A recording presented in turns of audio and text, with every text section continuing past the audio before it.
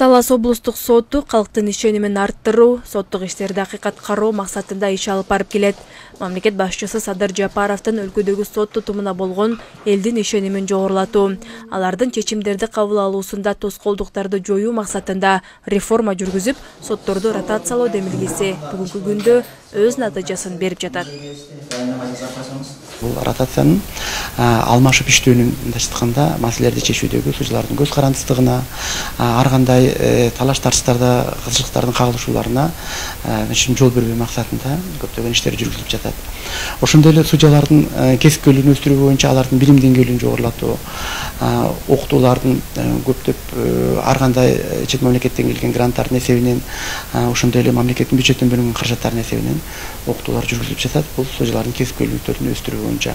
Анткени бүгүнкү күндө 90%дан ашык судьяларыбыз бардыгы эски судьялардын ордуна жаңы судьялар, жаңы муун келип иштеп атат.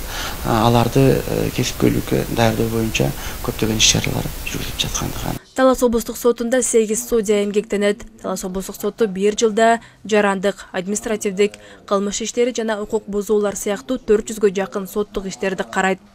Ассаламу алейкум.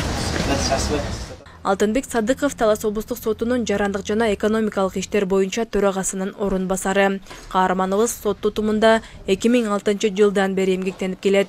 Ал 2021 жылы Жалал-Абад облусунан Талас облусуна ротация жолу менен келген. Мындай жалпы ротация болду сот системасында. Ошол ротацияда мен Манас районунун сотуна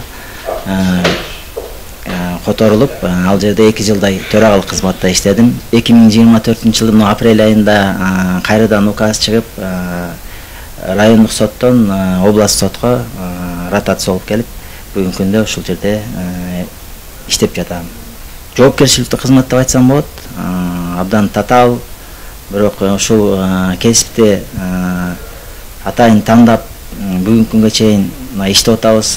Ушул жоопкерчиликти сезүү менен ар бир караган жарандык иште же болбосо кылмыш иште кароодо иш материалдарын терең изилдеп, кылдаттык менен ишти карап, анткени ар бир ушул ишти кароодо жарандардын тагдыры турат да.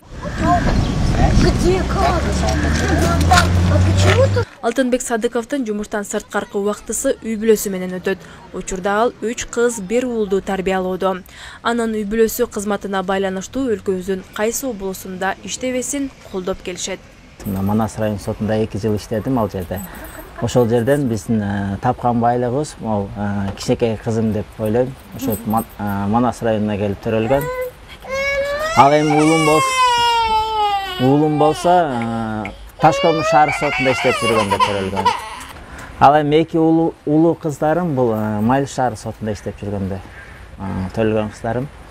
Негизинен Талас облусуна келгенден кийин үй бүлөм бат элегөндө. Анткени мына уже мектепте, по-моему, 5-мектеп алмаштырып атасыздар, 5-мектеп алмаштырышты кыздарым. Ал эми уулум 1-жолу барат, 1-класска. Негизи жакшы. Ушинтип бала чака менен, үй бүлөбүз менен ушинтип жумуштан тышкары ушинтип сейилдеп, өзүбүзгө убакыт бөлөбүз. Алтынбек Садыков ошондой эле жумуштан сырткары спортко көңүл буруп, сергек жашоого умтулат. Айжамал Байырбек кызы Бексултан Рахатбек уулу, Чыңгыз Бокошев, Эркинай Жумабекова, Талас облусу.